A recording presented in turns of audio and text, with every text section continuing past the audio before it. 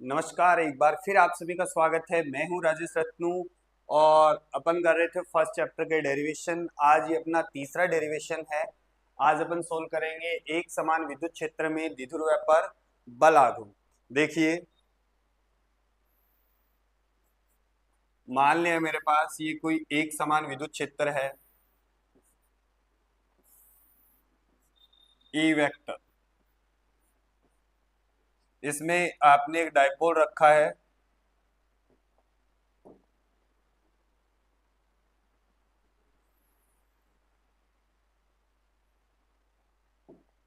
यहां मान लेते हैं माइनस क्यू चार्ज और यहां मान लेते हैं प्लस क्यू चार्ज।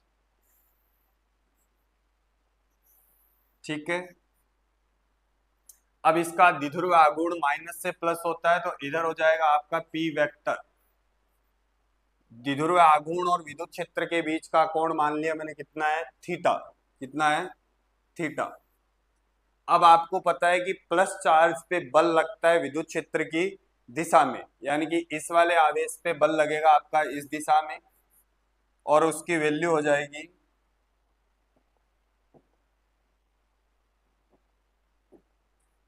होगी एफ वेक्टर बराबर क्यू ई वेक्टर। ठीक है, दिख नहीं रहा है ये कलर, व्हाइट से ही लिखना पड़ेगा। एफ वेक्टर बराबर क्या हो जाएगा? Q E vector.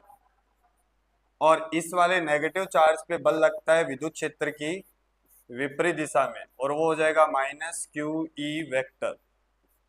ठीक है, अब आप देखिए इस डायपोल पे परिणामी बल कितना है? 0। मान लेते इस साइड में 10 न्यूटन है और इधर भी क्या है? 10 न्यूटन। तो इस डायपोल पे परिणामी विद्युत बल कितना है? 0। लेकिन दोनों बलों की क्रिया रेखा अलग अलग है। इस बल की क्रिया रेखा ये है और इस वाले बल की ये है, तो इस पे क्या लगेगा? एक बल आघूर्ण लगेगा। आपको ध्यान रखना है कि जब एक द्विध्रुव को एक समान विद्युत क्षेत्र में रखा जाता है तो इस पे परिणामी बल क्या होता है? 0, जिस वजह से वह स्थानांतरित गति नहीं करेगा। लेकिन दोनों बलों की क्रिया रेखा अलग अलग होने के कारण इस पे एक बल आघूर्ण लगता है। थ्योरी में भी आप लिख सकते हो कि माना एक विद्युत द्विध्रुव है जिसको एक समान विद्युत क्षेत्र में थीटा कोण पर रखा गया है। ये जो थीटा है ये किस किस के बीच का कोण है? द्विध्रुव आघूर्ण और विद्युत क्षेत्र के बीच।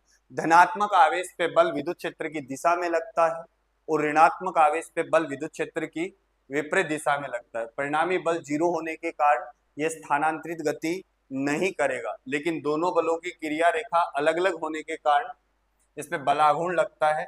इसको नाम दे दिया मैंने ए, इसको नाम दे दिया बी, और दोनों बलों के बीच की लंबवत दूरी आपकी ये है, ये हो जाएगा एन। तो देखो 12th क्लास में अगर आपको बल आघूर्ण निकालना होता है तो क्या करते हैं? किसी एक बल का परिमाण, बल आघूर्ण क्या होता है?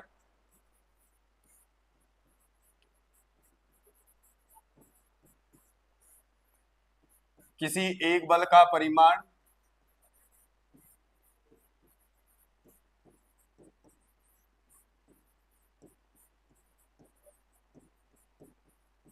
गुणा दोनों बलों के मध्य लंबवत दूरी।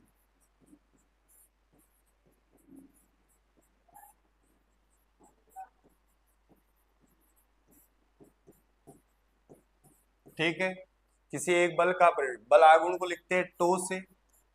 किसी एक बल का परिमाण ये है और लंबवत दूरी कितनी है? A N. कितनी है? A N. ठीक है, ये समीकरण 1 हो गई। अब आपको ए एन की वैल्यू निकालनी है। ट्राइंगल आपके पास है, साइन थीटा क्या हो जाएगा? साइन थीटा हो जाएगा A N divide by 2a। ठीक है, यहां से ए एन की वैल्यू क्या आएगी? ए एन आएगा 2a साइन थीटा। क्या आएगा? 2a sine theta. ये वैल्यू यहाँ रख दो तो टो बराबर क्या हो जाएगा? Q इंटू 2a ई और साइन थीटा। अब फिर से वही बात, P की वैल्यू क्या हो जाएगी? द्विध्रुव आघूर्ण की वैल्यू क्या हो जाएगी? Q into 2a। ठीक है, तो टो बराबर क्या हो जाएगा? P E sine theta. यही है।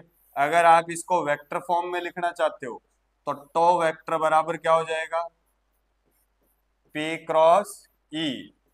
इसको आप E क्रॉस P नहीं लिख सकते, ये क्या लिखना पड़ेगा आपको, कौन सा सदिश है ये, बल आघूर्ण कौन सा सदिश है, अक्षीय सदिश है।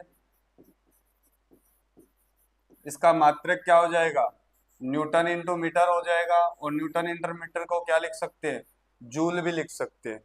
और भी बहुत सारे मात्रक बना सकते हो आप यहाँ से, जैसे इसका मात्रक हो जाएगा कुलाम इंटू मीटर, और इसका मात्रक क्या हो जाएगा, इसका मात्रक क्या हो जाएगा, न्यूटन अपॉन कुलाम, फिर से वही आएगा न्यूटन इंटू मीटर। ठीक है, या आप ऐसे भी लिख सकते हो, जैसे P का एक और मात्रक, P का जो मात्रक होता है वो होता है कुलाम इंटू मीटर, और विद्युत क्षेत्र का मात्रक होता है वोल्ट अपॉन मीटर। जब इसको मारोगे तो ये क्या हो जाएगा, कुलाम इंटू वोल्ट, और फिर से कुलाम इंटू वोल्ट भी बेटा न्यूटन इंटू मीटर होता है, और फिर से ये क्या हो जाएगा, जूल। तो कैसे भी निकालो आंसर, मात्रक इसका क्या आएगा, न्यूटन इंटू मीटर और जूल।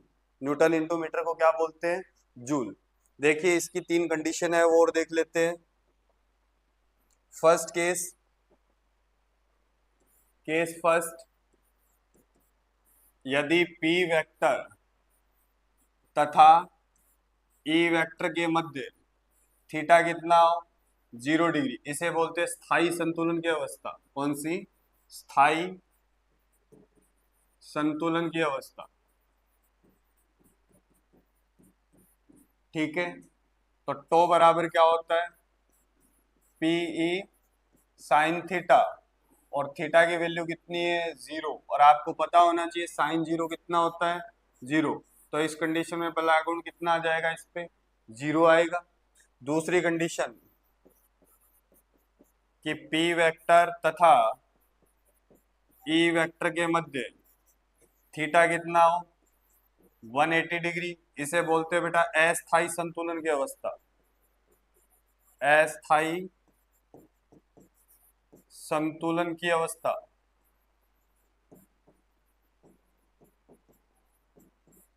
और साइन 180 की वैल्यू भी कितनी होती है, 0। तो इस कंडीशन में भी बल आघूर्ण कितना आ जाएगा, 0। अगर आपसे पूछ ले अधिकतम बल आघूर्ण कब लगेगा, तो केस थर्ड क्या होगा कि जब P वेक्टर तथा E वेक्टर के मध्य थीटा कितना हो, 90 डिग्री, तो उस कंडीशन में टो की वैल्यू क्या आ जाएगी, बल आघूर्ण की वैल्यू क्या आ जाएगी, PE। ये आपका बल आघूर्ण हो गया। धन्यवाद।